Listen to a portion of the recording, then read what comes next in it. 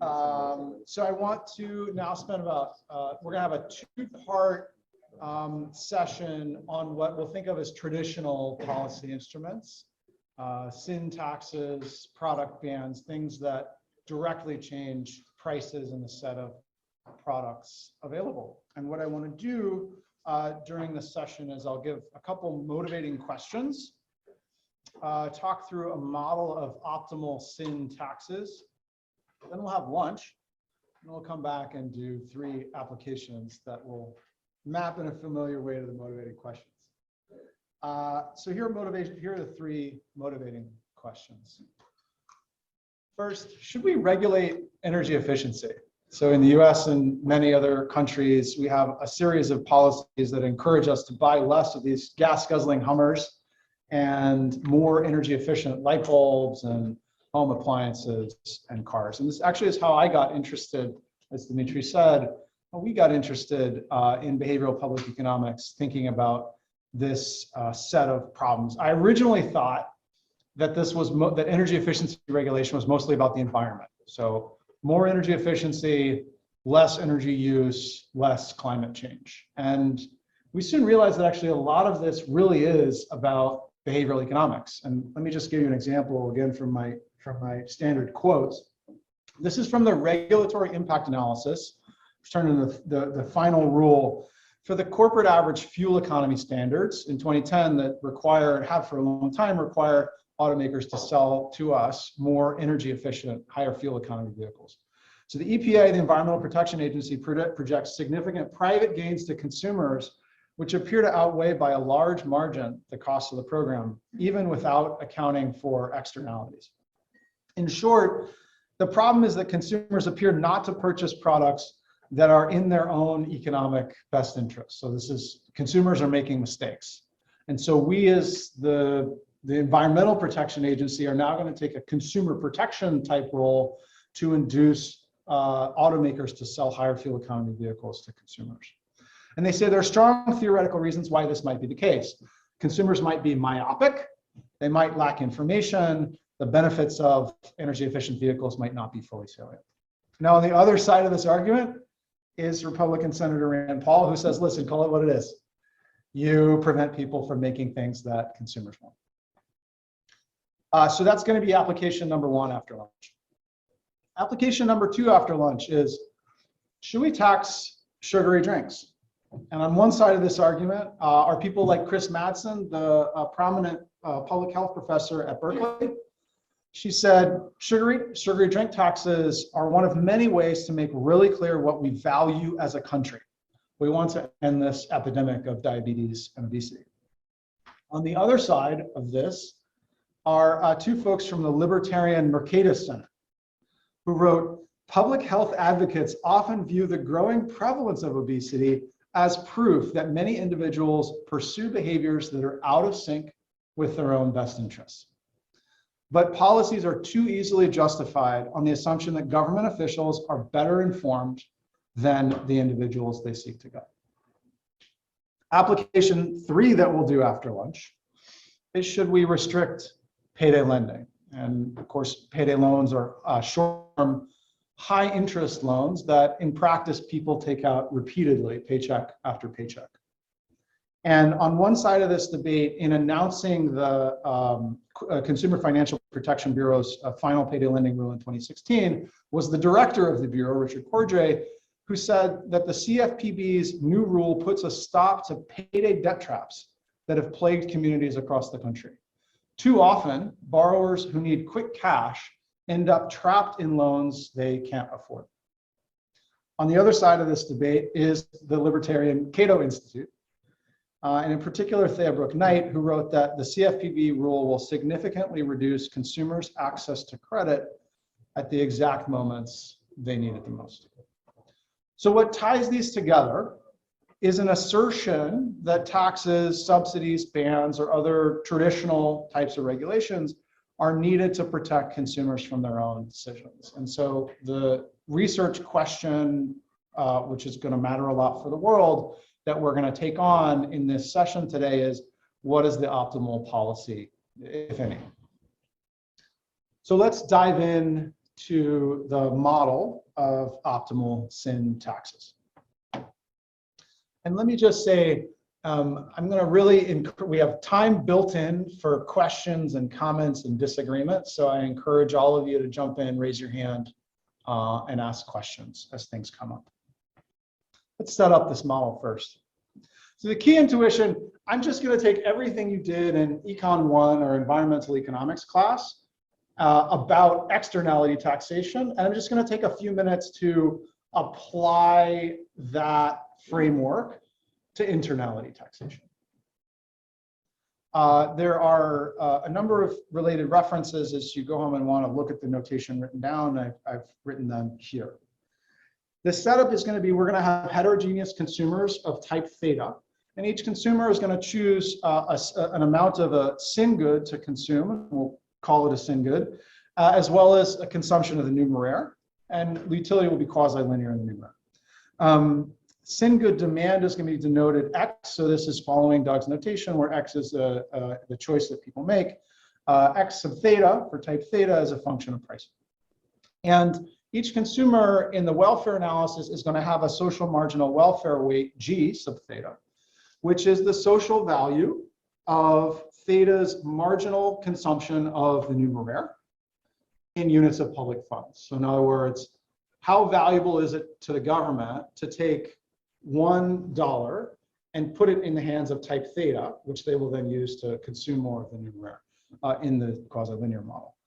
And this is a normative decision, right? How much we care about different consumer types, but generally we'll think about applying higher social marginal welfare weights to people who have lower income.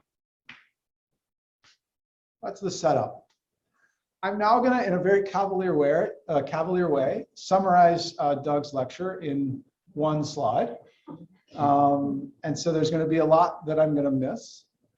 But what I'm drawing on the figure at left here is the demand function specifically for type theta. So it's not aggregate demand, it's type theta's demand. And notice that I've drawn two different demand functions. And we have demand in frame 1 and then demand in frame 2. So just as an example, this could be if I'm choosing how much dessert to eat, and I might be choosing, frame 1 might be what I choose in advance, and frame 2 might be what I choose in the moment. Or it could be how much energy to consume, and frame 1 could be if I have some information about total energy costs, and frame 2 could be without that information. And so then there's a question of, if we see people making different choices in different frames, how do we do welfare analysis of a ban on the good, or maybe a tax increase or a subsidy? Option 1 is to say, I'm going to respect both frames. I cannot delete either one from the welfare relevant domain because I'm not really sure that one or the other is affected by a characterization failure. And so I can compute a consumer surplus loss from a tax increase, for example, against frame 1, against frame 2, and those could be bounds. The second thing is I could expand the scope of consumers' concerns. So I use the word frame here, but maybe it's not a frame. Maybe these are just choices in different settings, and I have different preferences in different settings. So I might choose less dessert in advance, because then I get to spend the rest of the week thinking about what a great person I am, because I'm not going to eat dessert when that happens. The third thing that we could do is that we could designate one frame as welfare relevant. It could be that we go through, and what we'd like to do there is go through the process that Doug laid out to establish that one frame is affected by a characterization failure, delete that from the welfare relevant domain, and then we're left with the other frame as being welfare relevant.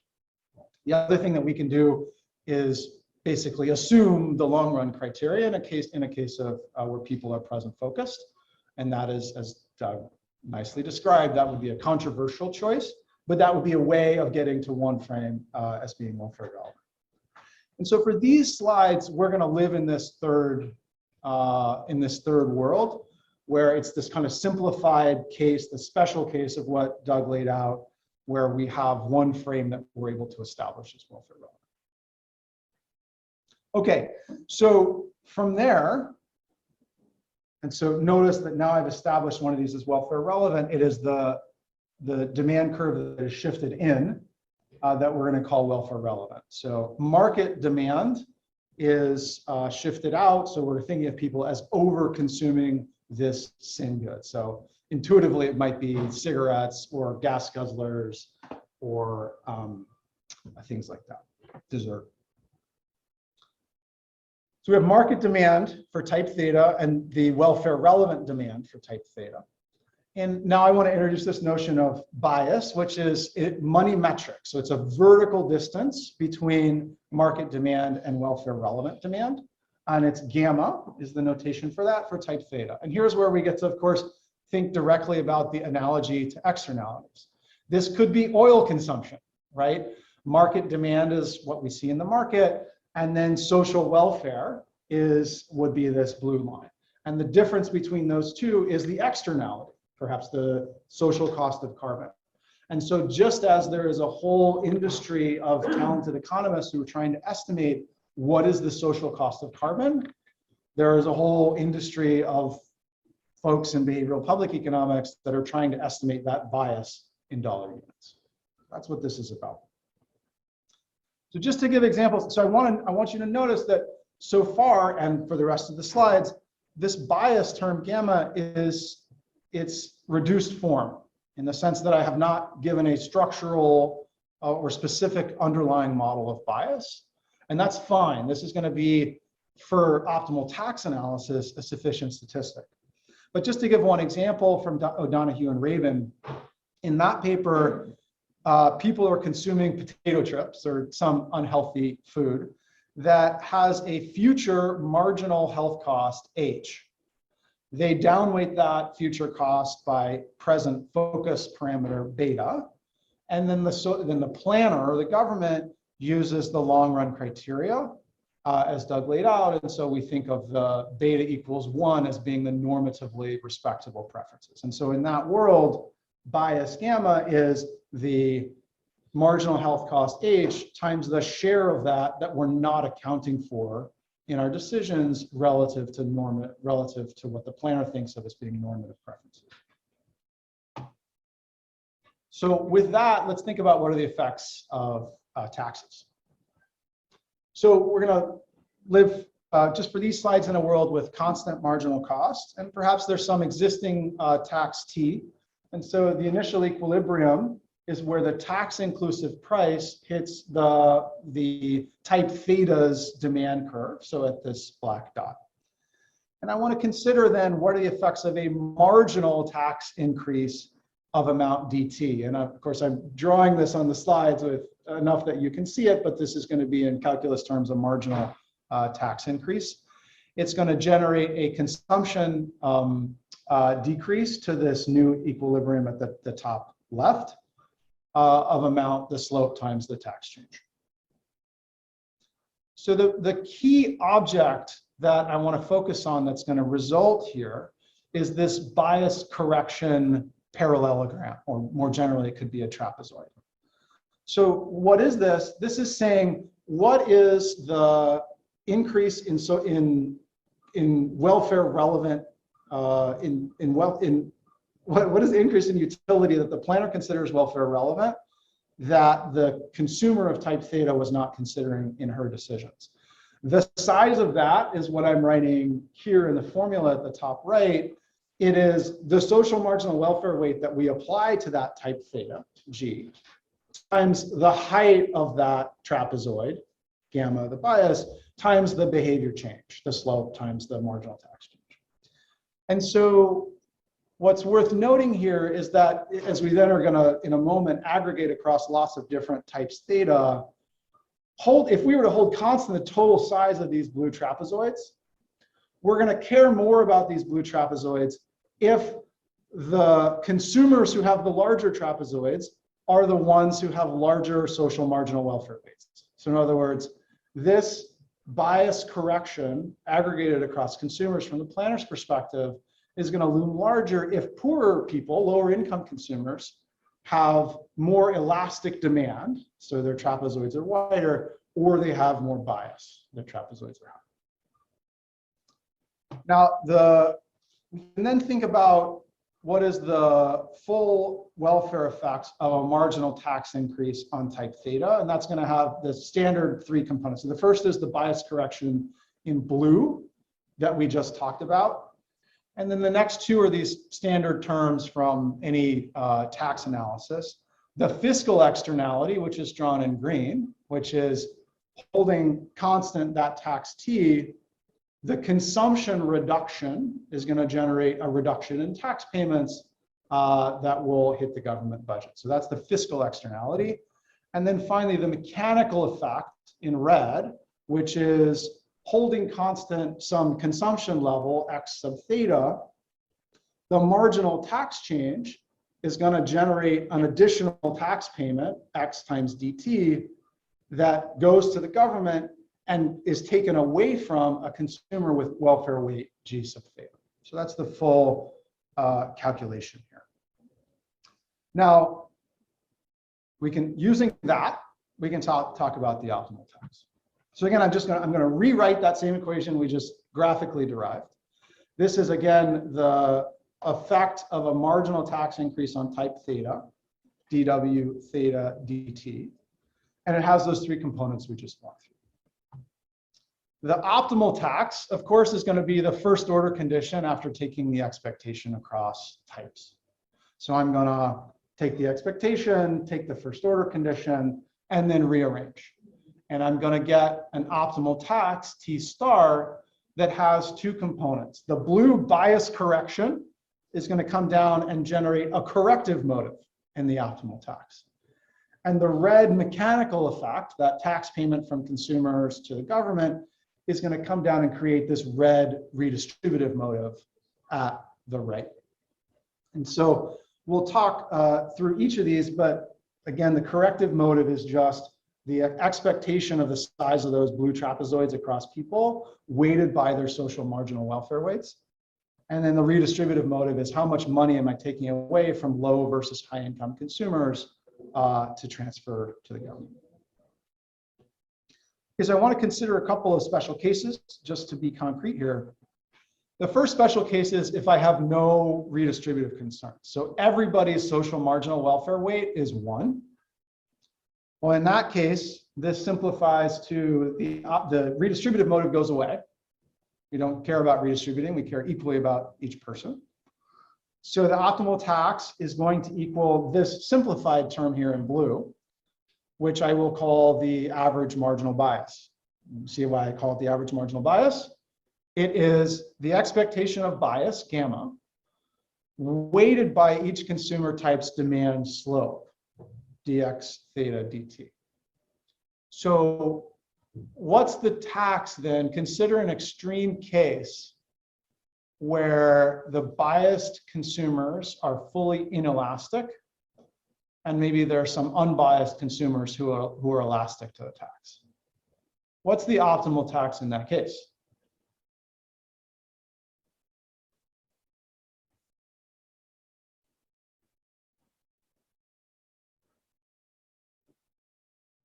So again, I'm asking about what's the optimal tax in the special case where there's 2 types of consumers. There's a biased type that is fully inelastic, and there's an unbiased type that might be elastic. So what's the optimal tax? Yeah, 0. It's 0. So even though there's bias in the population, the biased people aren't responsive to the tax. So there's no correction that's happening when I set a tax. Great.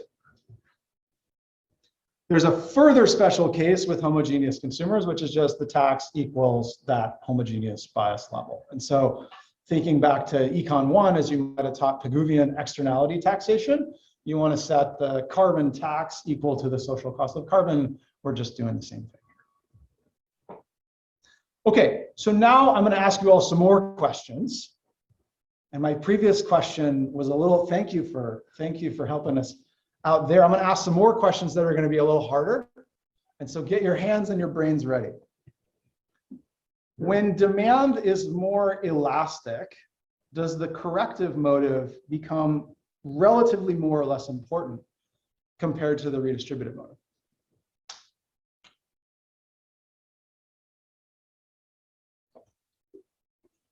And of course, there's two ways to do this. One is to stare at the formula, which is great. And the other is to think intuitively about correction versus redistribution when the elasticity varies. Anybody have a thought? Yeah.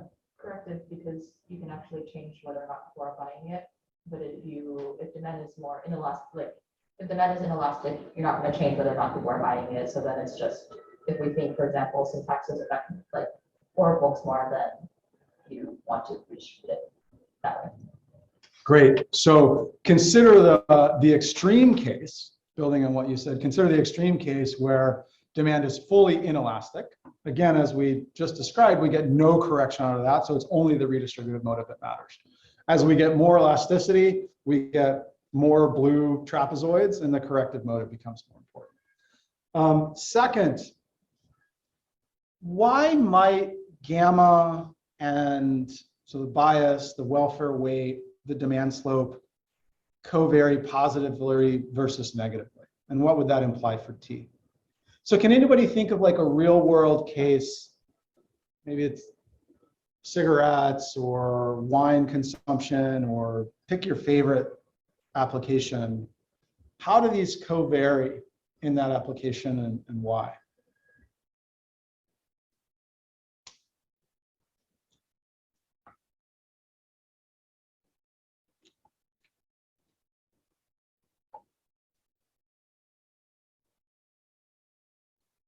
We get this soundtrack coming through the speakers. I love it.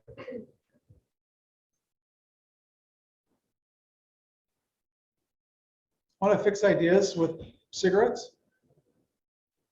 What about with cigarettes? How might these objects covary?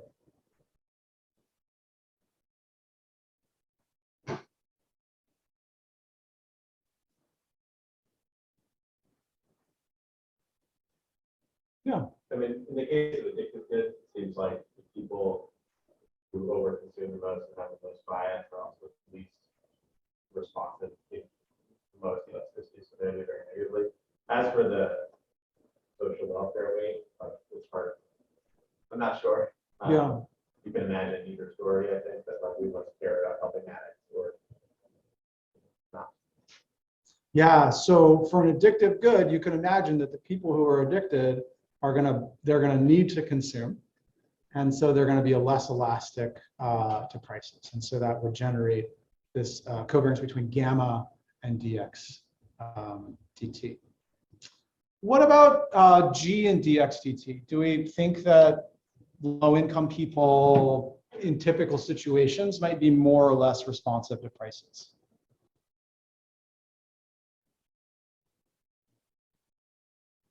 Nagisa?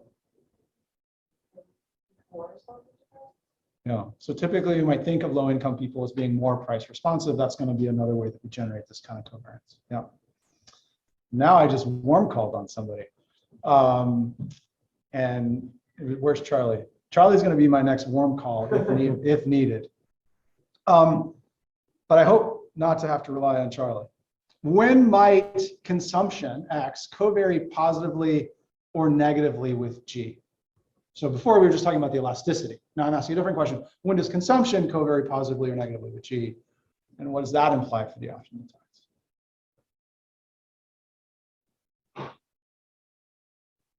Cigarettes is a good place to fix ideas there too. Or wine. Just pick your favorite example. It's like normal difference in period goods, the higher you are, consume less of it. Yeah, so what's your favorite example? Let's go with wine, I suppose. So if you're higher income, just like more of it, so it'll be more of it. Yeah. Great. And so then walk us through what that does to the redistributive motive, or how that impacts the optimal tax.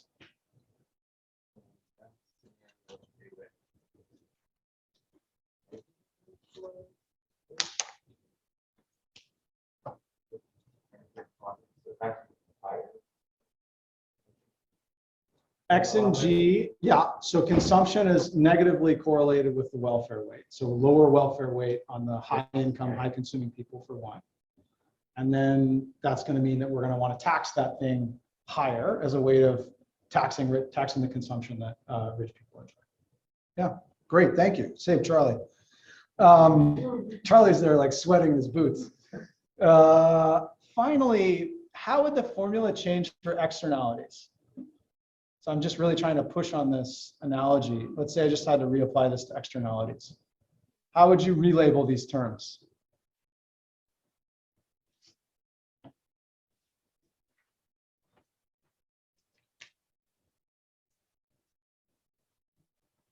Yeah. So I guess G is no longer, we care about who's being affected by people's behavior. It's no longer the case of the same person who's consuming and is being affected. Yeah, exactly. So that's a key distinction that's the core of the initial distinction here. So with internalities, if there is bias, the person who is consuming is the one who's affected by the bias. If there are externalities, it's the consumer imposing a harm on somebody else.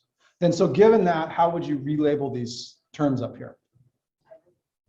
Put a negative theta on the subscript for G. So it's somebody else other than if the type theta is the consuming type, then you need some other type that's affected. Yeah, and so where does that, we'll call it theta prime, where does theta prime go? I guess in the redistributed. I'm not sure. Great, well, thanks for getting us started. You can continue or someone else want to pick this up. So we need to sort of relabel these terms, and we've got an innovation where we have theta prime, which is the consumer type who is affected by the externality.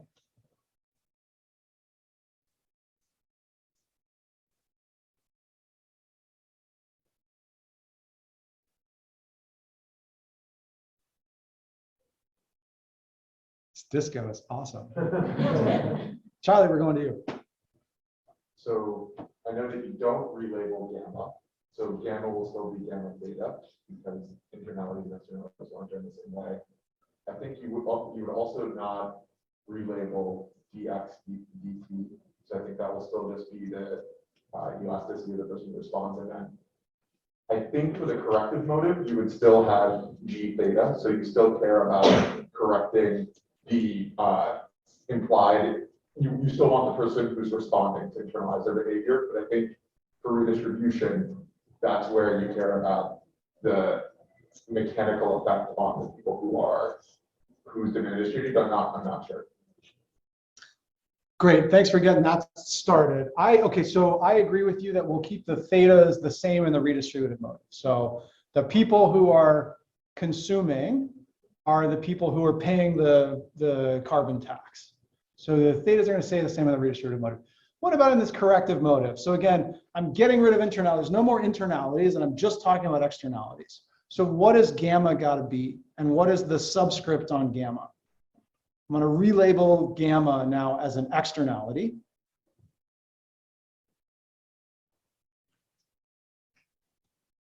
So Charlie, you said you want the subscript on gamma to still be theta. This is the externality imposed by type theta. Great, so the last thing we need to do is what is g theta gonna mean now? Or what is g gonna mean?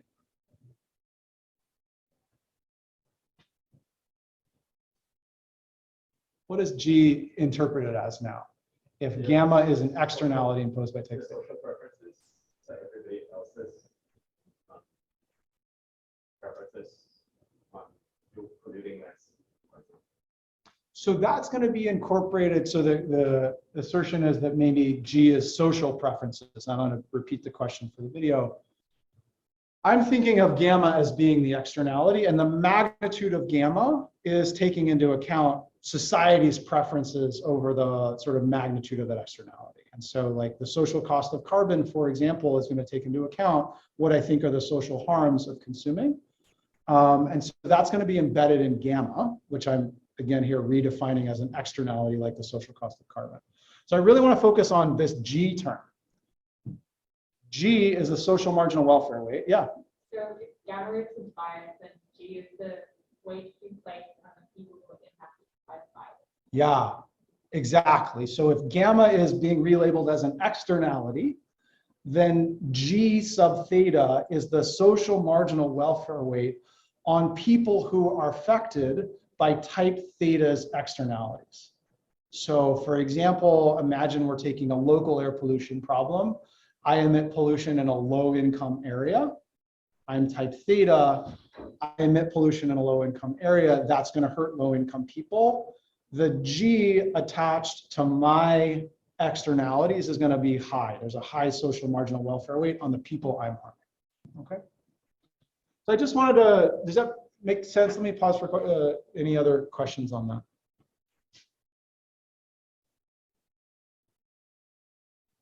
Yeah. I have a conceptual question. What would be your preferred term then for the first? Like corrective in some sense expresses our desire to like bring people closer to what normally we think they should be doing.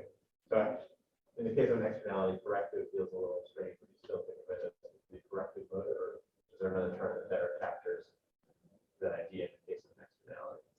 My sense of the just language that would be used is that corrective motive is also applied to externalities. So these are corrective taxes. We could try to correct or internalize externalities. And actually, we were the ones in this room that are now adding that internalities to fall within that umbrella. Yeah. Other questions or thoughts? Yeah. No, just to this question, maybe you could also think of Pigouvian motive. As a label, yeah, that would be and Pigou, of course, was in 1927 thinking about externalities. That might be another nice label. Yeah. So in a sense, corrective motive allows us to be more ecumenical and include both externalities and internalities. Yeah. Just to make sure I understand, like, are we thinking of the G in the corrective motive as sort of like an aggregated term, where like if your externality is impacting a bunch of different types of people, this G is already averaged across those people, or? Yeah, so that's a nice point. So remember, with internalities, I'm affecting myself. And so it's easy to think of what G is. It's the social marginal welfare weight placed on me. In the externality example, if I'm affecting lots of other people, we need to, and I didn't develop the machinery to do this, but we need to think of G sub theta as the average social marginal welfare weight of the people that I'm imposing harms on. Yeah, thanks for pointing that out. Yeah. Like I think with cigarettes, you can consider them an internality and an externality. Yeah. How does that kind of like do you incorporate both in the setup? Yeah, absolutely. So the way that that would work is I would basically add, they're going to be additively separable. So there would be another term.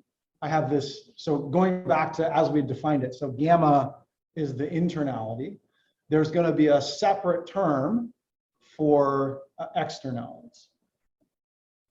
And so that would fall within the brackets there. It'd be like the demand slope dx dt times the internality plus the externality that I impose.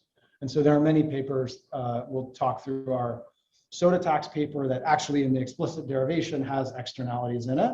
And you're totally right to point out that in actually many of the major applications of sin taxes, there's both an internality, I smoke too many cigarettes for myself, I consume too much soda, I use too much energy, cost myself money. But each of those three applications has externalities, environmental externalities, health system cost externalities that I impose on others. Yeah. Anything else? Cool. Let me ask you a couple of questions, and I'm going to use these actually to connect to early work. So working with this formula, are there some assumptions or some context that you can imagine in the real world where you could guarantee a positive optimal tax? And just to step back, why am I asking this? This formula, there's no sign that we've given on this formula. The optimal policy could be to subsidize e-cigarettes or tax e-cigarettes, or subsidize gas guzzlers or tax gas guzzlers or whatever. And so what are the assumptions or like a particular setting that you could think of where the theory, natural assumptions on these parameters could guarantee a positive optimal tax? Anybody have an idea?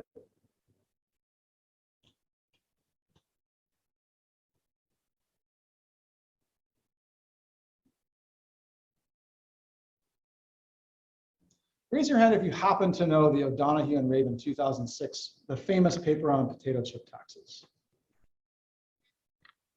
A couple of you folks. So that's a paper where we have, like, one of the initial key points of that paper is that we have it's that the optimal syntax is going to be positive. I think that's one of the examples I might have in mind. So what happens in that paper?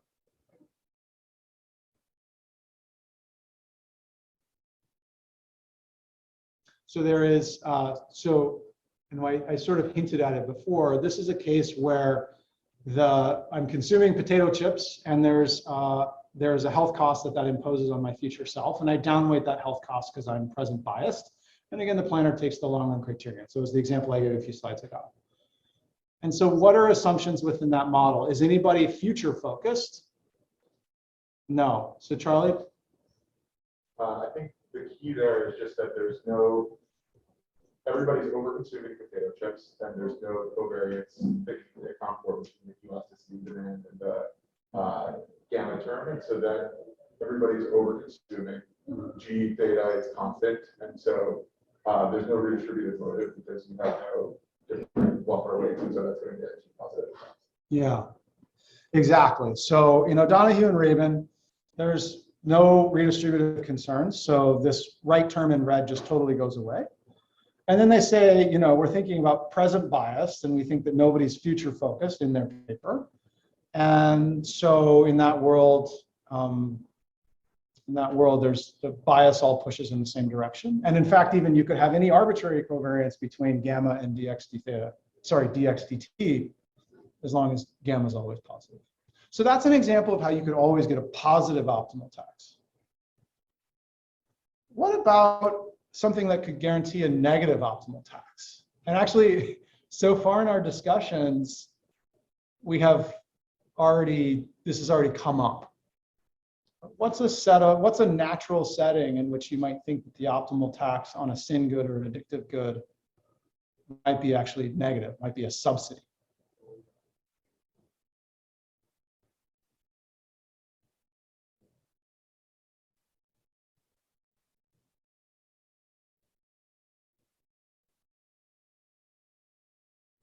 So we gave an example before. We talked through briefly an example where the people who are biased are fully inelastic.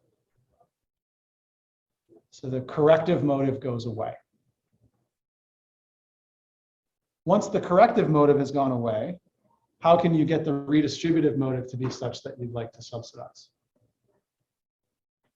Adam's going to be my next warm call if nobody saves him. Adam's quick in his boots.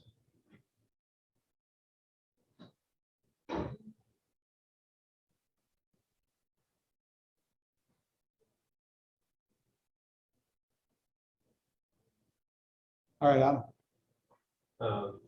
You're going to want people who are consuming the good in question to be people to whom you want to redistribute. So you subsidize them with a negative tax, and they get you more.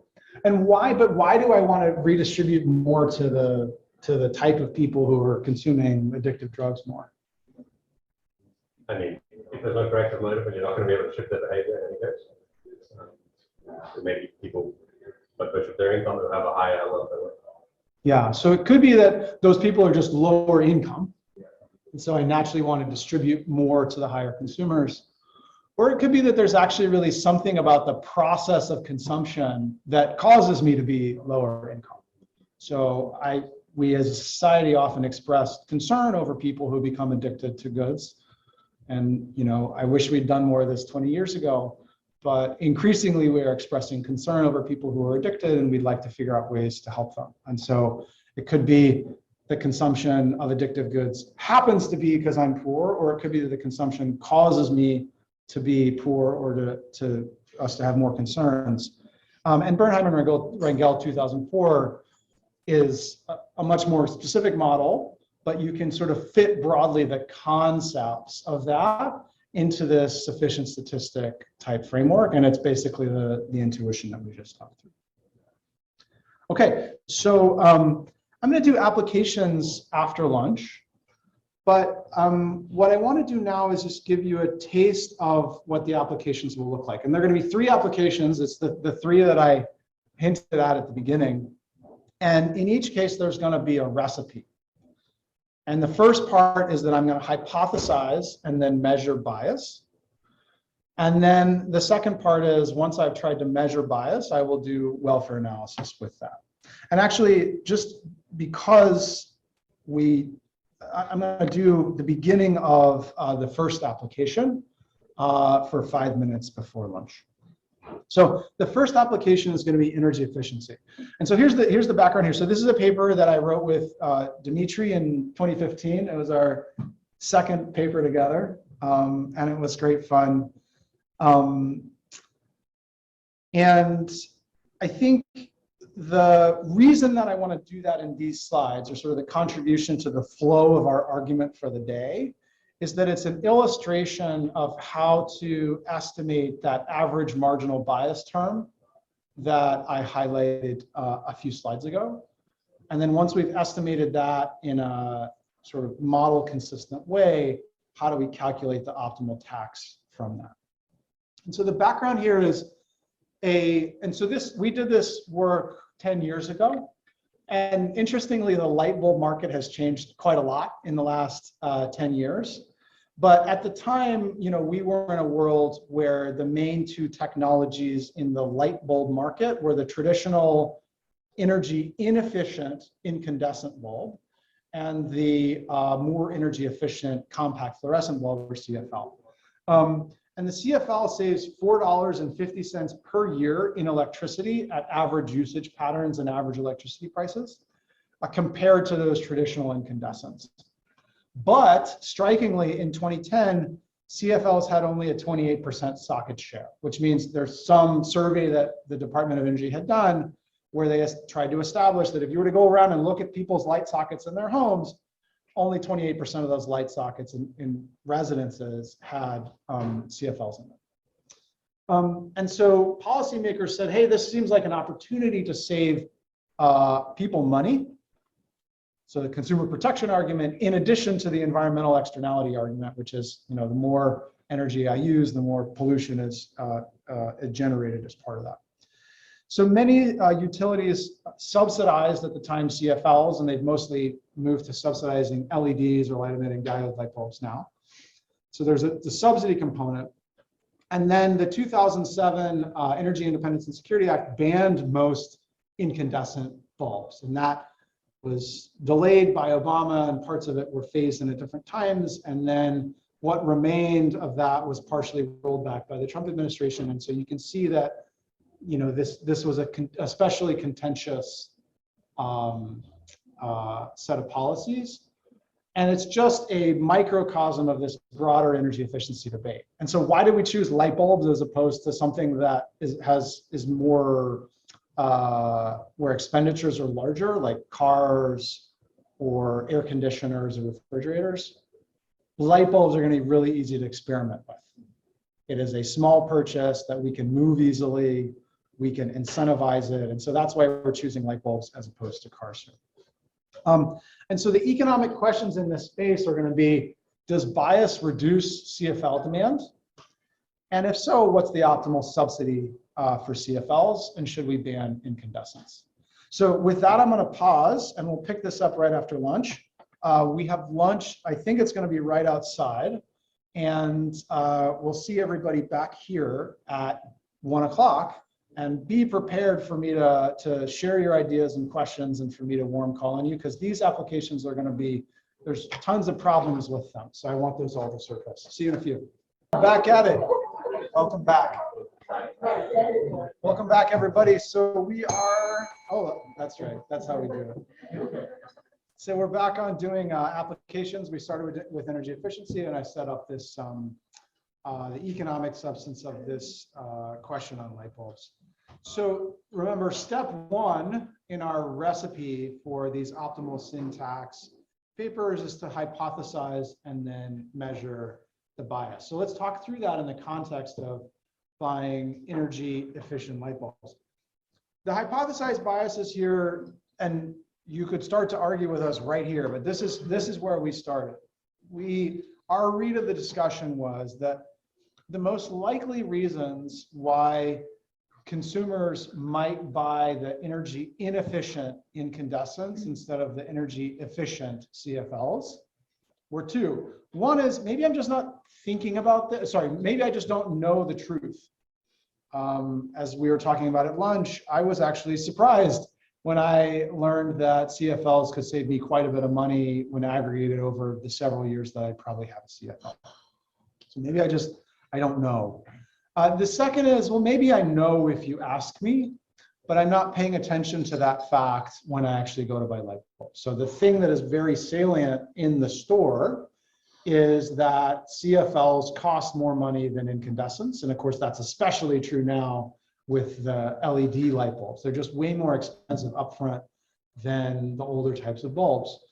And so it's easy to pay attention to or focus on that upfront cost that you pay all at once, and maybe natural that you wouldn't think as much about the energy costs.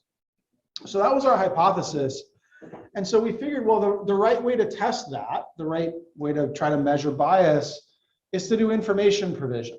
So if I take a group of people that's shopping for light bulbs and I take a treatment group and give them more information and thus mechanically draw attention to that energy cost information, that would be a good test for these two hypothesized biases. And we're going to do this in a randomized way, so we're sort of guaranteeing ourselves the exogeneity of this variation in frames. So the assumption that we're going to make then is that the welfare relevant domain is the choices made by the information treatment group in our randomized experiment. The control group in our experiment is going to choose between light bulbs without seeing the information. That's going to be market demand, but the welfare relevant demand is going to be the choices made by the treatment group. And so what assumptions do we need for that to be a reasonable assumption to make? One is that we need our information treatment to fully eliminate bias. So if we have an unclear energy cost information provision experiment, nobody understands it, then it would be hard to assume that that has eliminated informational or attentional biases. Second, we also have to assume that the information we provide does not affect preferences. So we could have designed an experiment that talks about how it's important to be green or environmentalist and thus, buy energy efficient goods. And that would be something that's like persuasive advertising that could change people's preferences. That wouldn't be debiasing, that would just be persuasive advertising. And similarly, because this is going to be an experimental setting, we need to take care to minimize demand effects. We don't want the participants in our experiment to think that we wanted them to answer in any particular way. And then finally, as with all of these applications, we're going to assume that there are no market failures other than the market failure that we measure. And this is true outside of behavioral applications as well. You're going to have some optimal policy welfare analysis, and you're going to assume that your model is the right model of the world. And so specifically in this application, one version of that is that there's no other behavioral biases that affect choice. So that's the setup we're going to have to do. Let me then walk you through this experiment that's going to have to satisfy these properties. And again, the goal here is going to be to estimate the average marginal bias. So this is going to be a case where we're going to forget about distributional concerns. And there's more to do in this space on that. But for this paper, we just said, let's focus just on the corrective motive. And so we want to estimate this object, which you may recall from a few slides ago, is the special case when everybody has G theta equal to 1. Now, I have added in these P's here to make explicit that the demand responses for each type could vary by price. There could be some types that are more responsive at higher prices and other types that are sort of more on the margin at lower prices. And so what we really need to do in this experiment is, for every different price level, figure out the average marginal bias at that price level. And I think one of the things one of the contributions of this paper is thinking through how to do that. So well, there's two experiments in the paper. I'll talk through the one that's more closely connected to this setup. We collect about 1,500 people on an online survey platform called TESS, which, by the way, is still available and easy to use, and people can apply for it. And it's a high quality, allegedly nationally representative sample. It's an opt-out sample, so it's higher quality in that sense, and potentially more representative in that sense. And so everybody in our experiment gets a $10 shopping budget, and then they make a series of incentivized choices between CFLs and incandescents.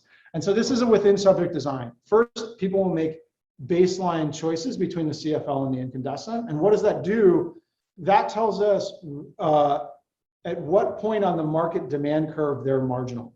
So there's some people that are going to say, the price would have to be very different for me to shift from an incandescent to a CFL. We're going to know that price where they switch between the two, and that we're using that going to be able to place them where they are in the demand curve. Then we have a randomized information treatment. And then finally, we have end line choices, again, between CFLs and incandescents. And if we then assume the information treatment is fully debiasing, I know where everybody is on that demand curve. I know the conditional average treatment effect of information at each point on the demand curve. And that's the object that's going to be my average marginal bias. So let's talk through that just in a bit more detail. So step one is baseline choices. The choice set looks like this. Choice A is 1 CFL and choice B is 4 incandescents. These have about the same Y1 versus 4. These have about the same upfront price. CFL per unit is more expensive than incandescent per unit. And also CFLs last longer than incandescents. And so maybe there's some sense in which the overall lifetime of the 1-pack CFL is roughly similar to the overall lifetime of having 4 incandescents. So that's the choice set.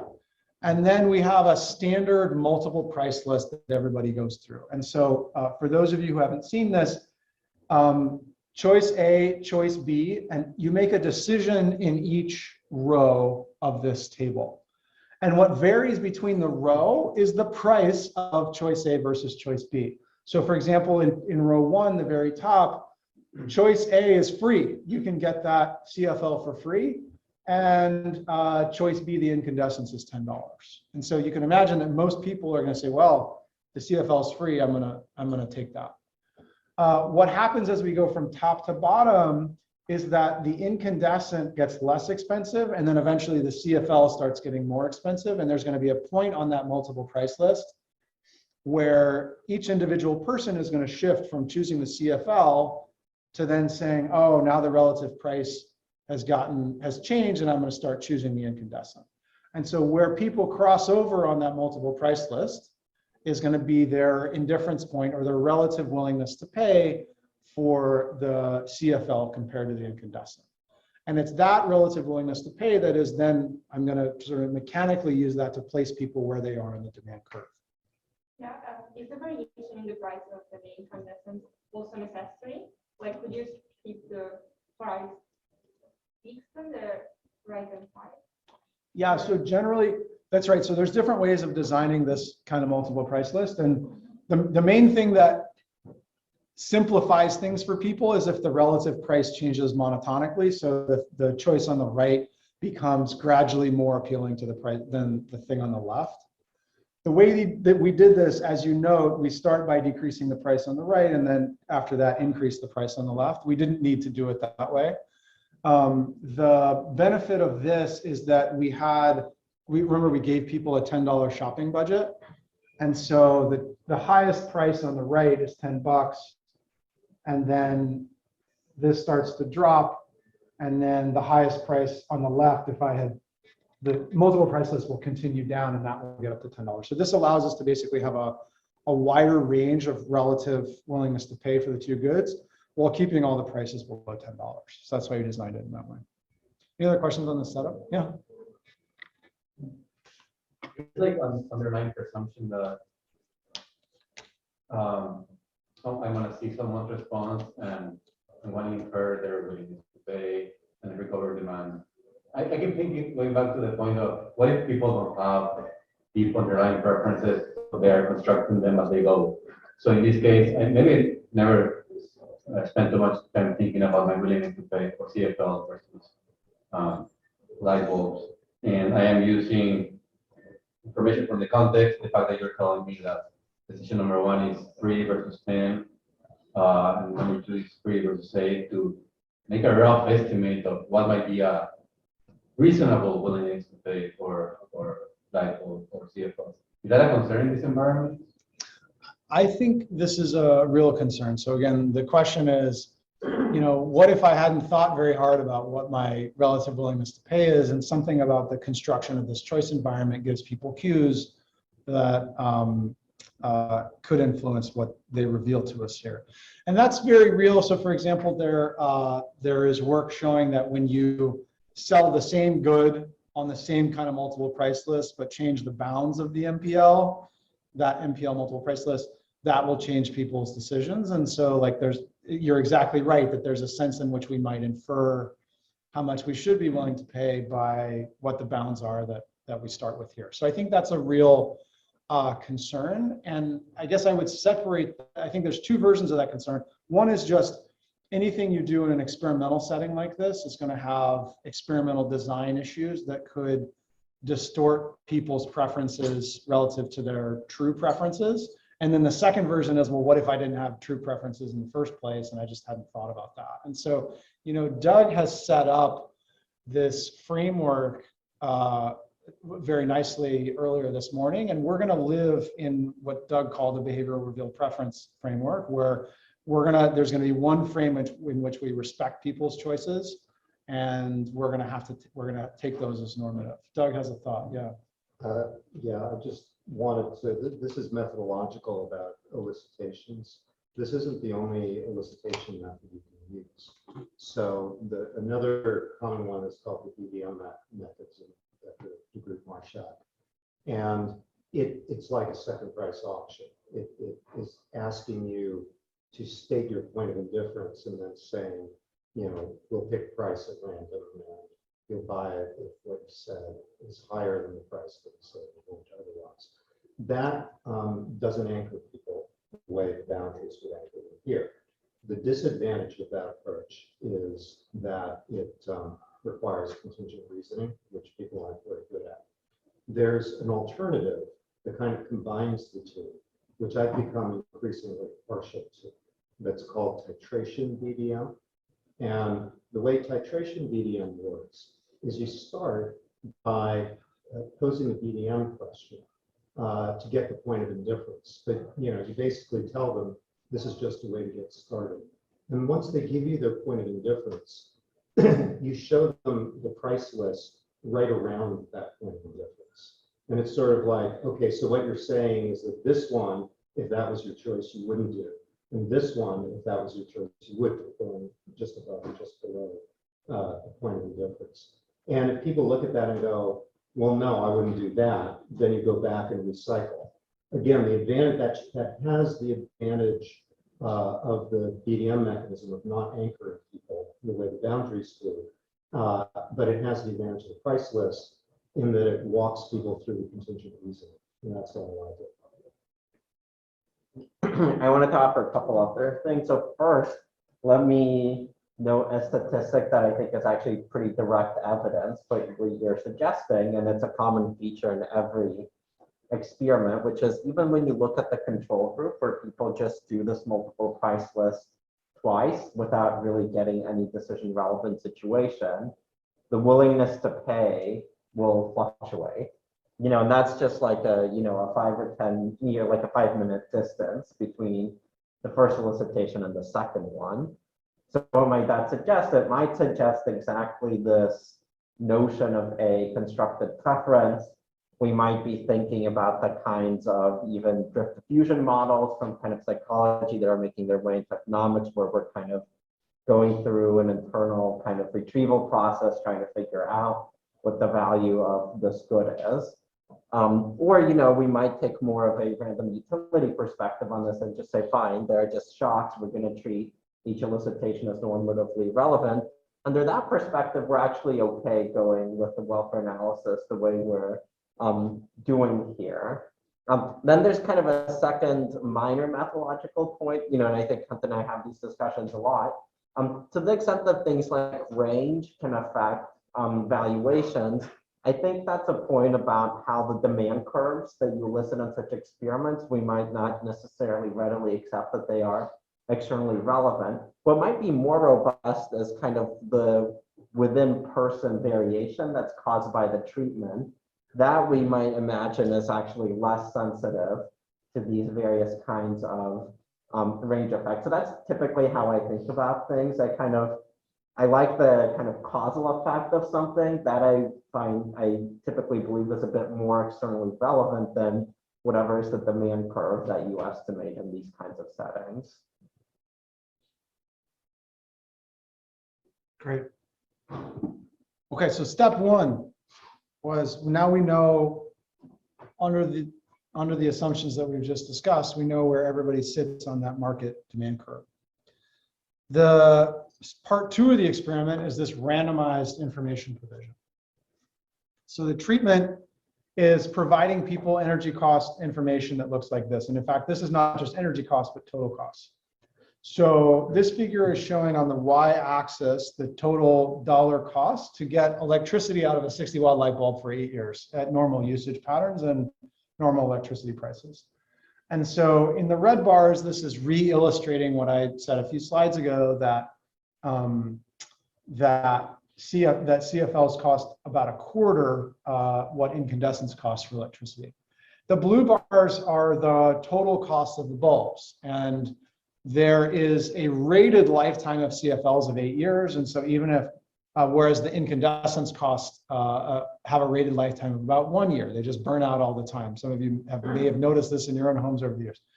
And so the blue shows that CFLs save money in overall purchase prices as well. So we show people this figure. We have some text that walks people through the figure.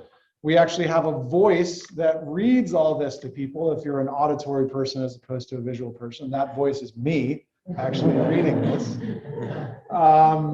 It used to be a different voice, but Hunt decided this voice sounds better. Just so you know how this came about. Is that right? Yeah, remember we were contacting that company that does these visuals, and you're like, this guy's voice is not as good as mine. I just did it, I'm a good reader. So that's the treatment.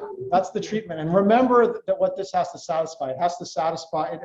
Everybody has to be fully informed after seeing this. And so we need to be providing clear information. We have a comprehension check at the end, and actually you couldn't advance unless you pass that comprehension check. And it can't be about environmentalism, and there's nothing about the environment here. It's just facts that should matter to your choice.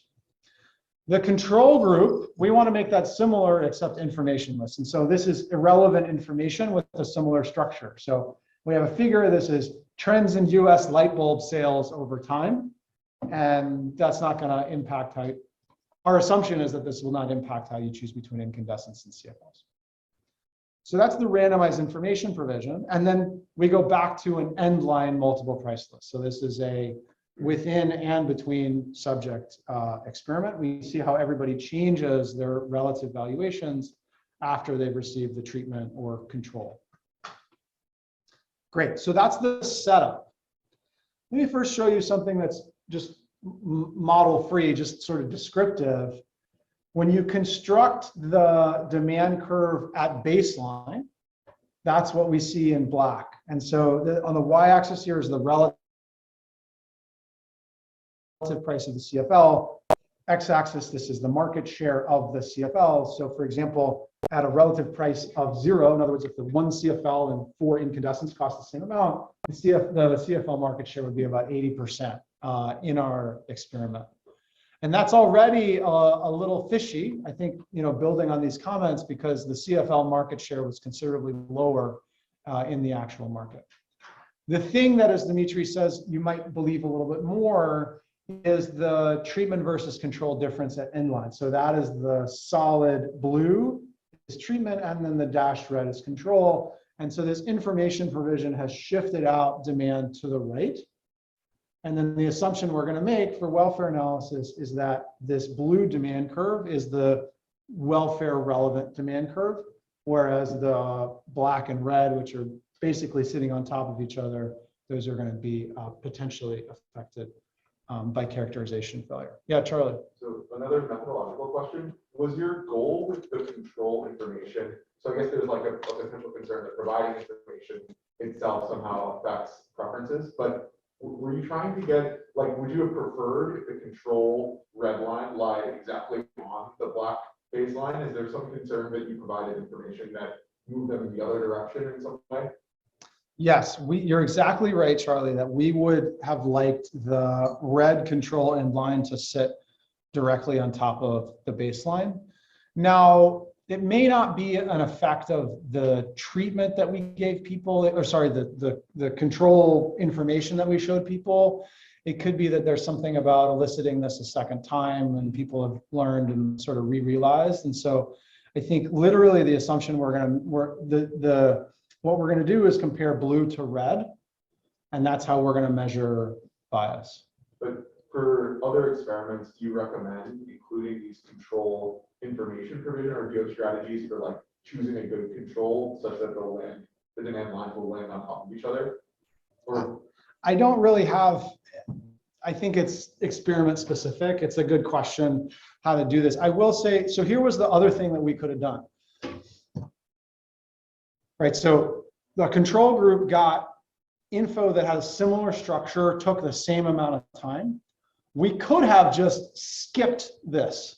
We could have skipped the control graphics and just gone straight to the second end line. You can imagine some reasons why we wouldn't do that. It's kind of weird to re-elicit preferences immediately a second time. And there may be something about just the process of taking time to think about quantification or graphs that could affect your preferences. And so we really wanted to isolate the energy cost information from these other potential factors. Thanks for these great questions. Okay, so now, so this is just sort of, I would call this a descriptive result. Now I want to connect this more to the optimal syntax model and the average marginal bias calculation in particular.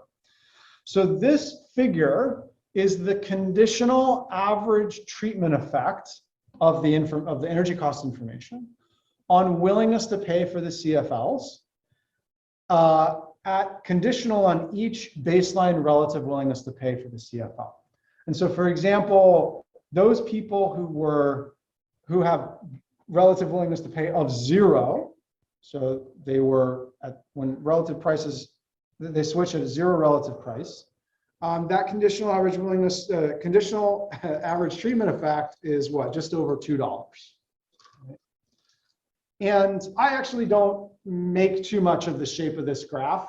We had a hard time, figuring out how you would interpret this. And I think it would have been cooler from our experimental perspective if like this sort of had a consistent trend one way or the other that was economically interpretable. And so we don't stake too much on that.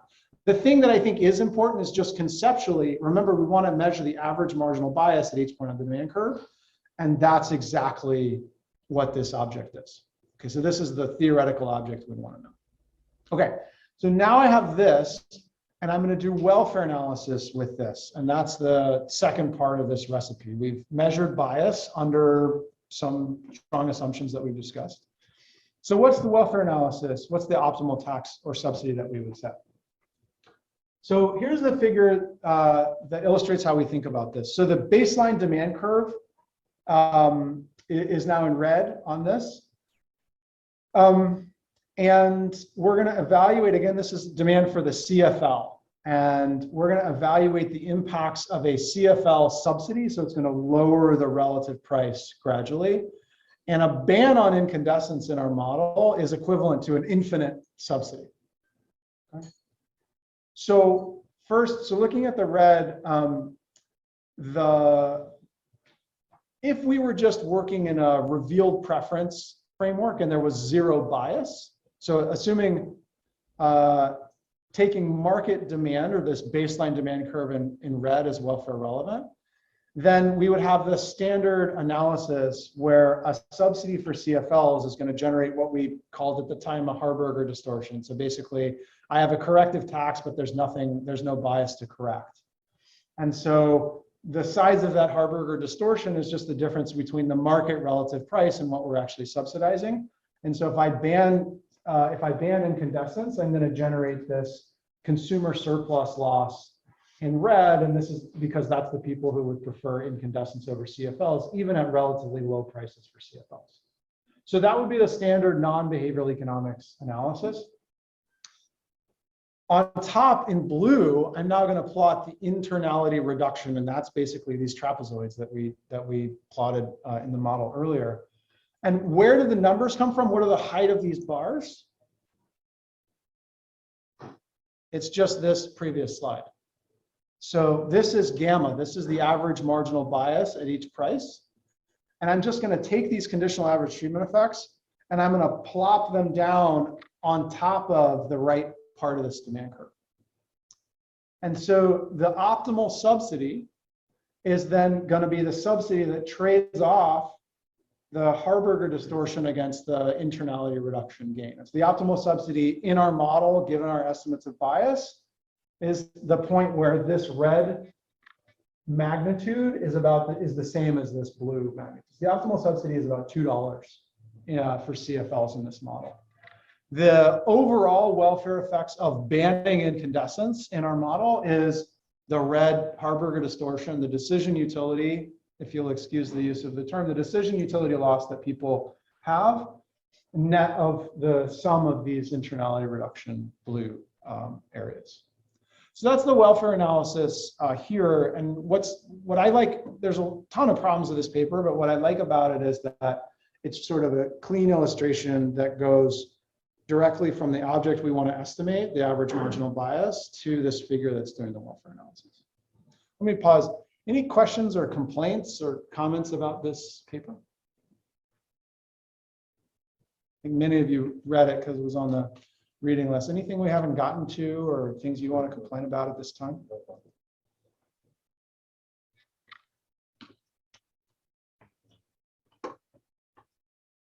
Yeah. So maybe this is because Doug is my advisor, but when I was reading the paper, I saw that you said called information, lack of information, a bias. It's not really a bias, right? If they just lack information, like your decision probably isn't the one they would make with full information, but is it? It seems like it's not really a bias in the behavioral sense. Yeah. So this is a great question. So the question is imperfect information a bias? And here's the way that I think about this. It just goes back to these figures that we started with. So there is type theta's market demand. There is the welfare relevant demand that type theta would have. And anything that causes a difference between those things, we're going to just semantically call a bias. So that could be inattention.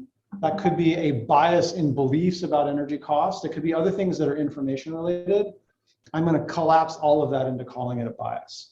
I think there are many cases and there's many natural reasons why you might not call imperfect information a bias, but formally this thing is what I mean by bias. Great question, thank you.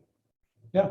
Will this will be the same if you had like randomness and choice, where maybe like on average it'd be the same, but if you have full information, you have no randomness. But if you have information friction, you make more mistakes, but on average it's still the same. It's interesting. So what if there's some randomness in choice? And so what would that mean? The market demand. So if there's randomness in choice, maybe you mean that market demand in one setting, it would be shifted out, and market demand in another setting would be shifted in. I think formally the way that we would think about this is the market demand that we're going to use is in some sense the average across all the choice settings that people have in the market. So I think that's a simple answer. There's a much more in-depth answer that maybe Doug will add. No, I wanted to So finish that one, because I want to come back to the other. Go ahead, go for it. Oh, okay. I just wanted to come back to the question of calling this a bias, and actually I would think this is a bias for the following reason.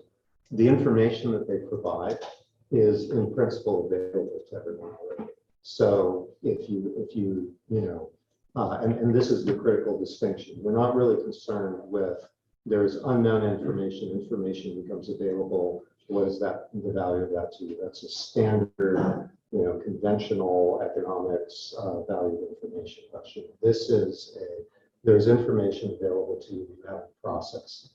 And what we're going to do is call your attention to it and see how you change.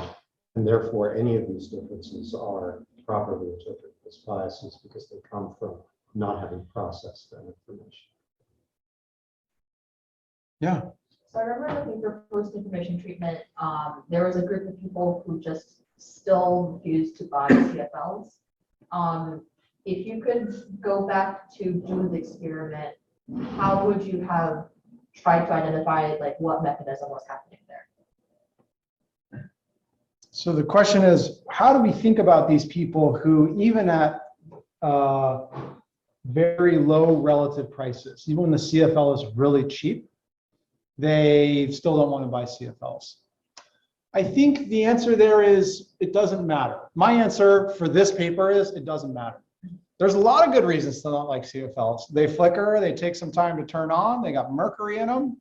The color of the light is different than in incandescence. Maybe you just don't like them.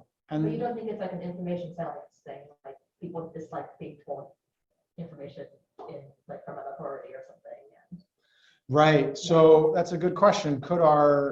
And I think that comes back to the set of assumptions we need to make about what the information is doing. So the question, just to repeat for the video, is, well, what if people don't like hearing information from an authority figure?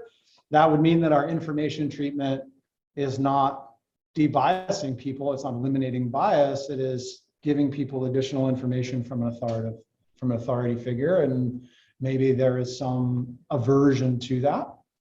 And we are assuming that away in this paper. And it would be interesting to think more about, you know, what that could do in other settings. I mean, there's tons of settings in the real world where the government requires information disclosure. And you could easily imagine reactants to that. People don't want to have to think about this. Yeah.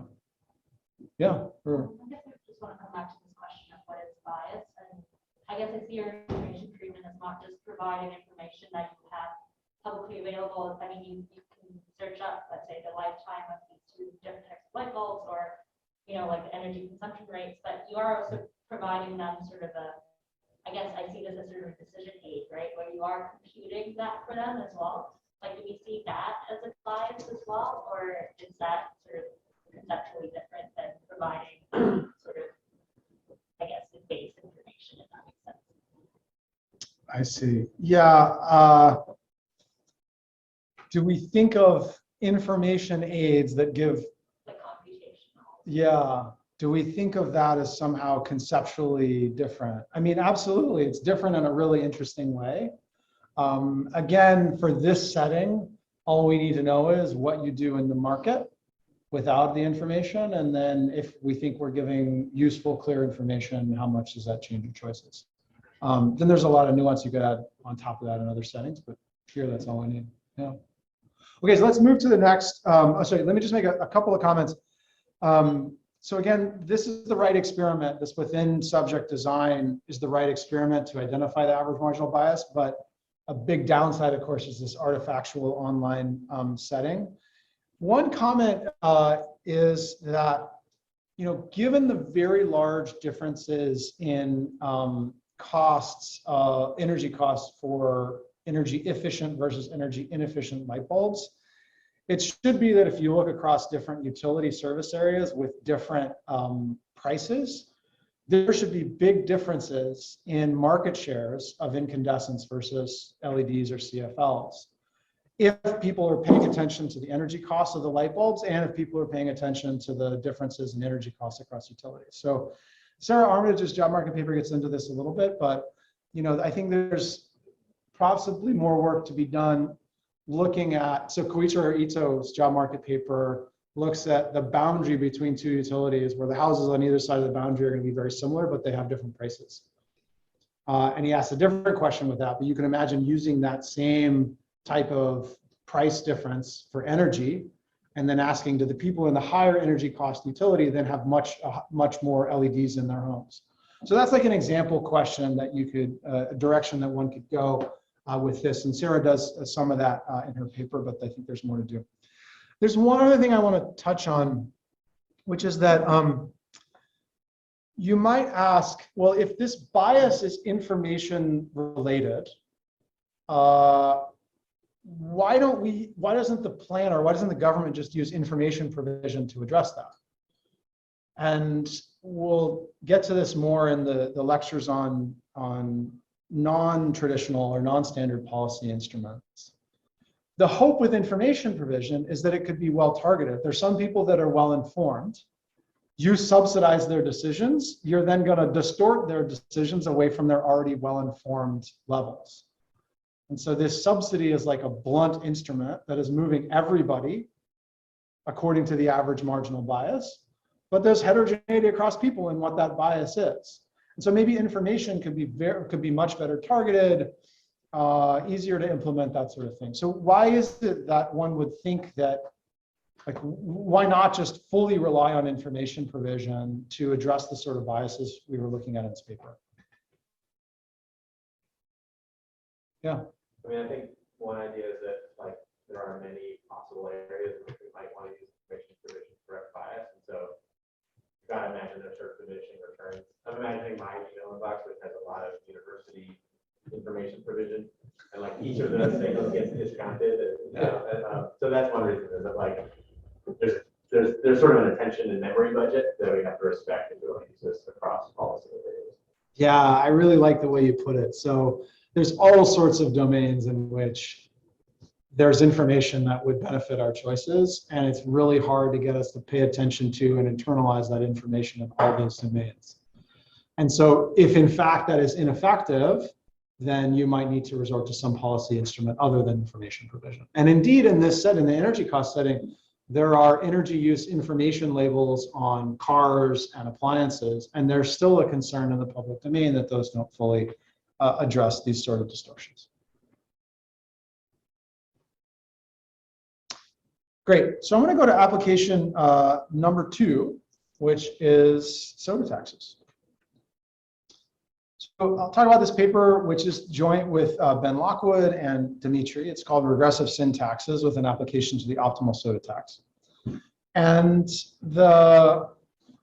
in the flow of the logic of today, the contribution of this paper is going to be to start with the light bulb paper, but then add distributional concerns. And I won't talk about this as much, but in the paper, there's also a model that adds the optimal nonlinear income tax to the commodity tax on soda in this case. So that's this, here's the background on this. Sugar sweetened beverages, which I will also call SSBs, are thought to be an important cause of diabetes and obesity, as we saw before. But despite the fact that they are bad for us, we as Americans get 7% of our total calories from sugary drinks, at least as of a few years ago. So it's actually quite striking how many calories we get from this. And this number is going down over time. Just like incandescent light bulbs, there are less and less of these things being consumed, but still we're getting a lot of calories from sugary drinks.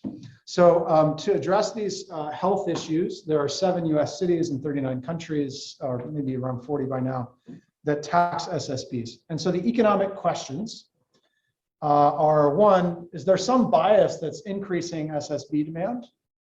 Or maybe we just like sugary drinks, and so the health costs are just the price we pay to get to drink Coke. If so, if bias does increase SSB demand, what's the optimal SSB tax? So that's the economic setup here.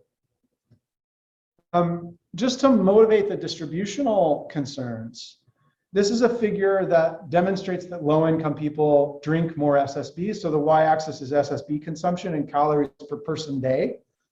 Remember that the daily calorie intake for a typical American is 2,000 to maybe 2,800 calories, depending on what we're doing.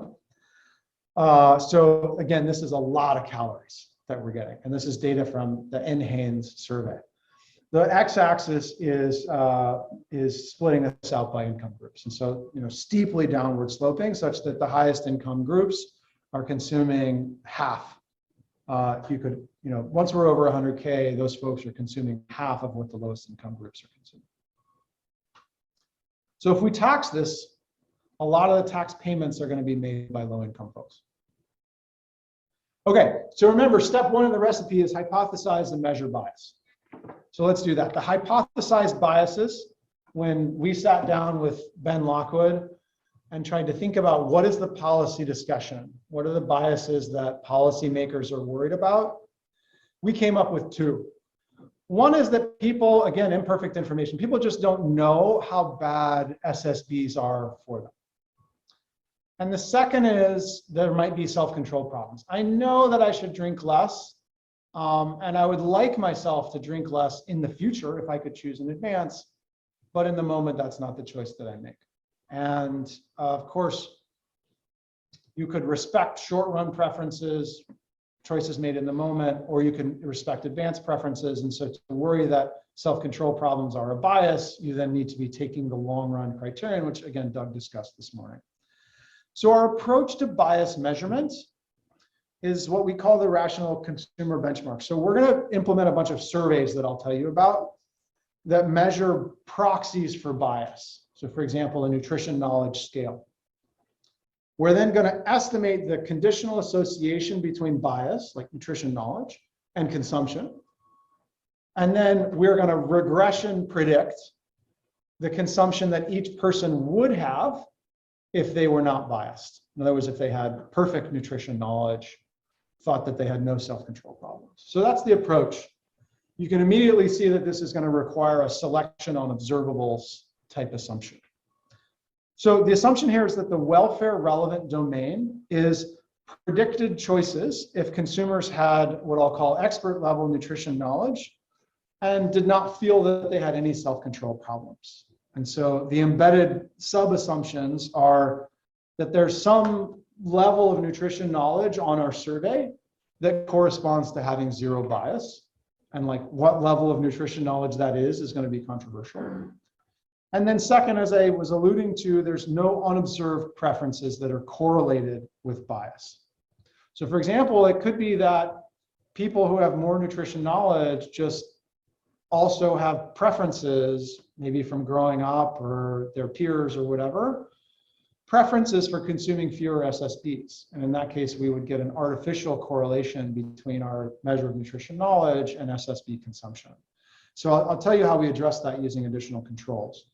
And then finally, as we've covered a couple of times now, for example, in the light bulb paper, we need to assume that there are no other biases out there. So we're gonna have a model of we're gonna have some partial equilibrium or some model of these markets, and we're gonna need to assume that we observe all the market failures. So let me tell you a little bit more about our survey. We ran in 2017 a survey of home scan households, and just for background. There is, many of you may have worked with or certainly read papers using the Nielsen home scan grocery purchase data. So that's about 60,000 people these days that are in their grocery purchase panel. When you buy groceries, you scan everything that comes into your house. And so we have good data on the UPCs that people, basically on all groceries and indeed all packaged goods that people are consuming. Nielsen offers the ability to add surveys of home scan households. And it's actually quite cheap and doable, or it was at least at the time. We haven't talked to them in the last couple of years. And so we were able to get a grant to pay for a survey of 24,000 households and then attach the survey responses to people's grocery purchase data. Okay, so the first survey question we asked was a perceived self-control problem. So just a self-report, do you feel like you drink soda pop or other SSBs more than you should? And we scale this from The answers are from definitely to not at all, and we'll scale these numerically. The second set of questions is around nutrition knowledge. So we have a 28-question nutrition knowledge scale from the Generalized Nutrition Knowledge Questionnaire, which comes from a public health paper by Klein et al. So one example of the type of question that was asked is, what is the main type of fat present in each of these foods? And the different fat options are polyunsaturated, monounsaturated, saturated, cholesterol, and not sure. And then we asked people to report the fat present for the following foods: olive oil, where the correct answer is monounsaturated fat; butter, which mostly has saturated fat; sunflower oil, which mostly has polyunsaturated; and eggs, which mostly have cholesterol. This is one of the harder questions, by the way. Many of, I think I would have known butter, and I would have known butter for sure, and eggs. The mono versus poly has got me a little confused. So the average score was 65%. Now I said we're going to make this selection on observables assumption. And so one of the things that we do to try to make this less egregious is to collect survey measures of preferences, just like how much do you like SSB. So we have two versions of this. One is the taste question, which is leaving aside any health or nutrition considerations, how much would you say you like the taste and generally enjoy drinking soft drinks? And then we have a list of other drinks. And so we're going to control for this. And in theory, this is supposed to be a way for people to tell us literally their preferences or their taste for consuming these things, separating out the health issues. And then second, people, of course, might have otherwise unobserved preferences for their future health. And so we have a health importance question. In general, how important it is for you to stay healthy by maintaining a healthy weight, avoiding diabetes and heart disease, et cetera. And so these are going to be our controls in a regression where we regress SSB consumption on biases and controls. And it's basically the conditional relationship that we're going to use. Let me, yeah, please do, please do. I think it's super compelling because in many environments there are multiple biases and there is no way to experimentally correct all of them. But I guess the underlying question is always like, to what extent is the assumption plausible? I'm wondering if is there any way to validate the assumption, meaning in a different environment you have an active treatment that, for example, correct misinformation, and you have you ask, will the condition observable recover the treatment effect? Is that, you know? Super great question. So could we have done other experimental approaches that would have more compellingly identified the biases that we're looking for? And so for knowledge or information, you're right, we could have done something exactly like many people have done, including what we did in the Lightbulbs paper, which is provide nutrition information to people and then see how that changes their choices. And then to measure self-control problems, there's, some of you may know this nice paper by Sadoff, Samick, and Springer, which allows people to choose groceries in advance and then change those choices right when the groceries are delivered. And that's a way of measuring time and consistency. And then the question is, how much would those line up to what we get out of the surveys? We actually have not done that information provision experiment, and Sadoff, Samick, Springer came out, I think, a little bit later, and so we didn't compare their magnitudes. And it would actually be tricky to be interesting to think about how to do that exactly, because they're going to estimate a beta present focus parameter, and we'd have to take this question and turn it into a beta, which I think we could do. We need to make an assumption about what that future health cost was. So we did not do that, and that's a good question. And I think like the underlying thing to draw out there is just that, you know, this approach to bias measurement is going to generate interesting descriptive survey results that I think are suggestive and interesting. And as you say, they will allow us to have one survey in a nationally represented population that will allow us to say something. But the selection on observable assumption is quite problematic. And just one comment on this question. I would kind of, the way I would put it is there's no one strategy that is obviously the correct strategy. And I'm not sure there's a natural ranking over believability of strategies either. So for example, with information provision, which Hunt was just talking about 15 minutes ago, we uncovered all sorts of issues, you know, with the kind of advanced choice versus kind of immediate choice. There's all sorts of issues as because of how information changes between the time of choosing, and that actually makes these approaches not that well identified either. So I would say, you know, kind of the healthy way of going about this is to kind of take cues from kind of large applied microfields where we measure an elasticity over and over and over again, constantly, hopefully tweaking our approaches a little bit more and improving, and then kind of where do we converge to? You know, we just kind of have to assess the evidence as a whole. So I think kind of, you know, there's no approach that's perfect. And I think we just need to keep doing this and treating this as kind of a measurement exercise, and we just need to keep collecting the measures. That's the kind of perspective I would encourage for these questions. Great.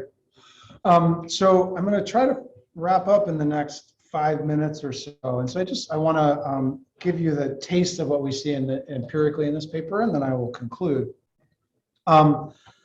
Let me first show you a couple of descriptive figures. So this is nutrition knowledge on the y-axis, and remember the average in our sample is somewhere just over 65% out of 100.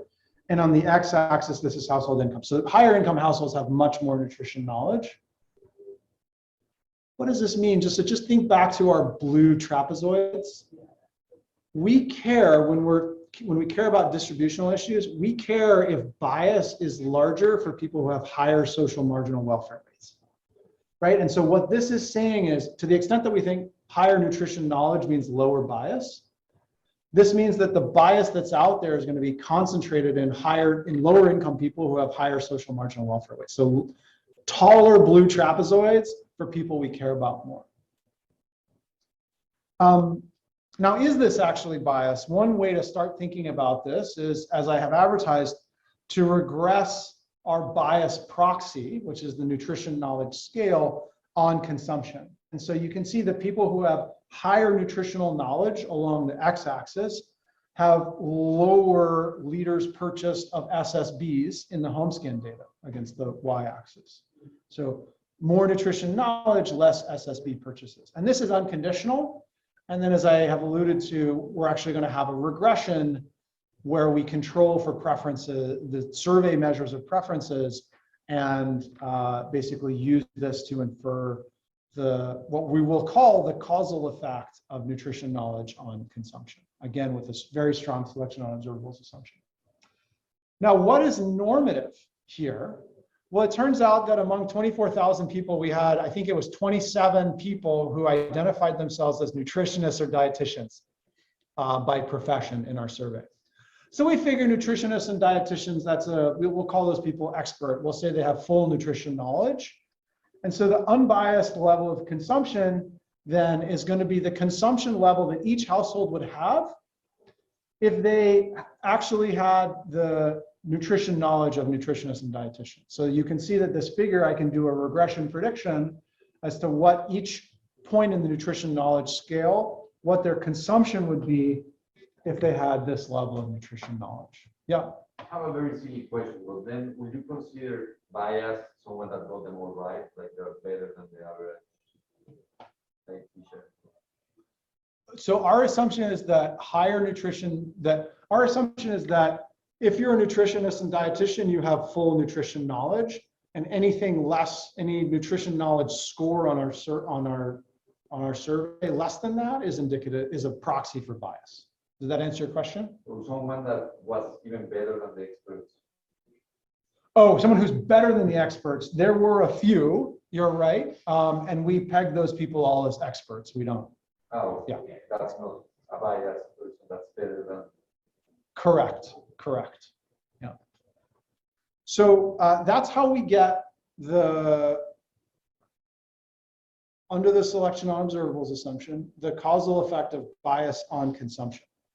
And then I can stack that up by income. So combining the last two figures that I showed you, we know that bias is more prevalent among low-income people. They have lower nutrition knowledge. And so the share of consumption attributable to bias on the y-axis is then higher for lower income people. Now, how am I going to go from, right now I have a quantity measure of bias. So I can regression predict what, how much less you would consume if you were unbiased. So basically, going back to our market demand and welfare relevant demand for type theta, what I have so far is this vertical distance under our selection on observables assumption, the amount of consumption that's explained by bias. Gamma is money metric, the bias we want to use for the optimal tax calculation. And so all I'm going to do is then take the demand slope and just do basic geometry. I got a triangle, I got a horizontal distance, I'll take a demand slope and turn that into the vertical distance. So to conclude this paper, the optimal tax that we calculate under these assumptions combines an externality, a health system cost externality that we got from other papers written by public health experts, plus this internality, and then adjusts for other basically has the corrective motive and the distributional motive that we talked through earlier in the day. And this is the welfare effect of the optimal tax by income group. So if I impose that optimal tax, which is about 1.5 cents per ounce in our model, on the x-axis, we have the income bins. On the y-axis, we have dollars per capita. And then each of these different colors is a component of that equivalent variation calculation. So the red here is the consumer surplus loss that you would infer if there's no bias. So we called that with the light bulbs paper. That was also in red, and we call that the Harburger distortion. This is just the size of that thing for each income group. That's bigger for the lower income groups because they consume more. Okay. So this would be your first. Statement that, well, maybe this is regressive because we're taxing something that lower income people are consuming more of.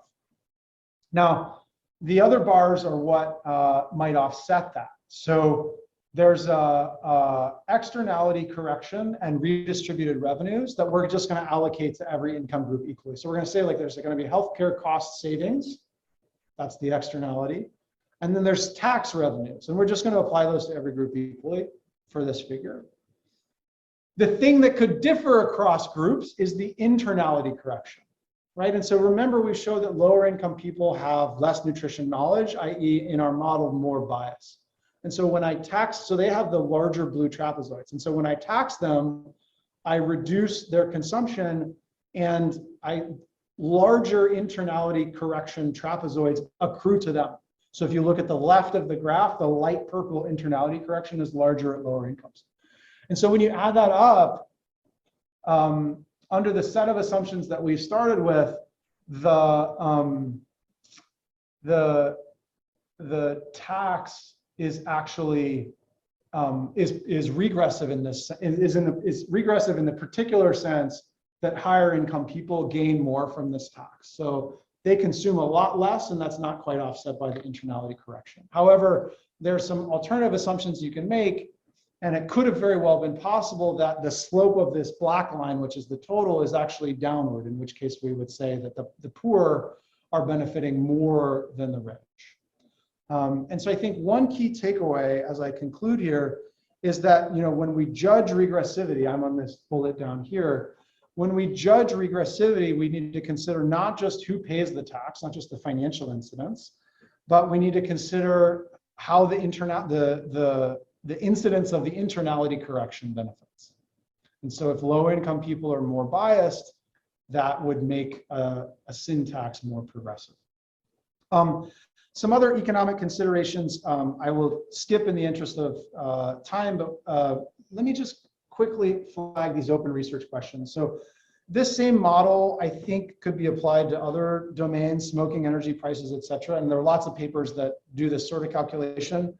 But even our same model where we endogenize the optimal income tax, I think there's more to do there.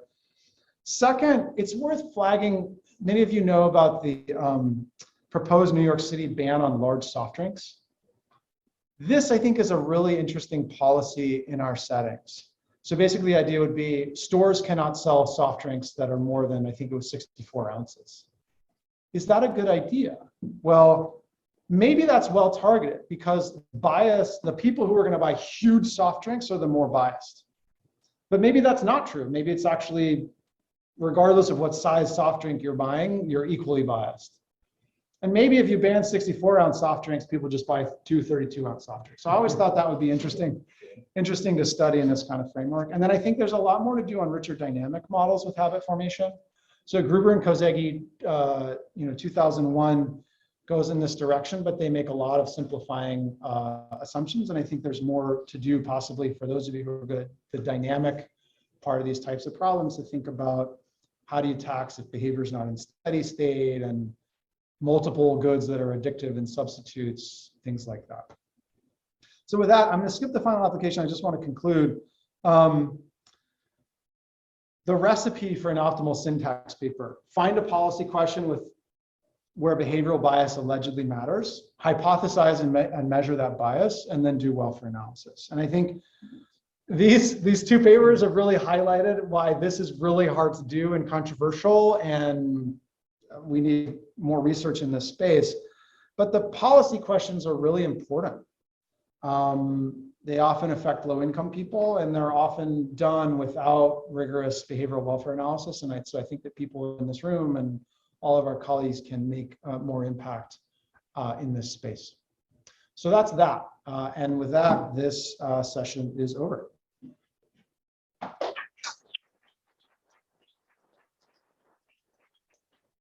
The next session is the final round of speed meetings, after which we'll go into a break. So these I think we should do outside. It was pretty noisy in there. And also it's beautiful outside. We have a courtyard here. It's still walled in. So we still should talk. I think there's an externality imposed by talking loudly. So if we all talk quietly as a group, that may help. But we can be out in the courtyard. And so the way that I had advertised this was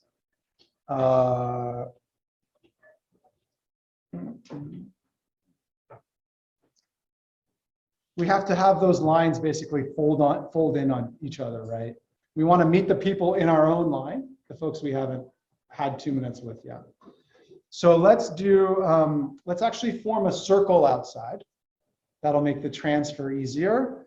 And we'll have A through C and L through R, last names, on the outside. And we'll have D through K and S through Z on the inside. So let's go outside. We'll form those 2 circles, and we'll go from there. Yeah, I don't think that works. Yeah, it'll work for the first 15 minutes. And then it'll be free for all.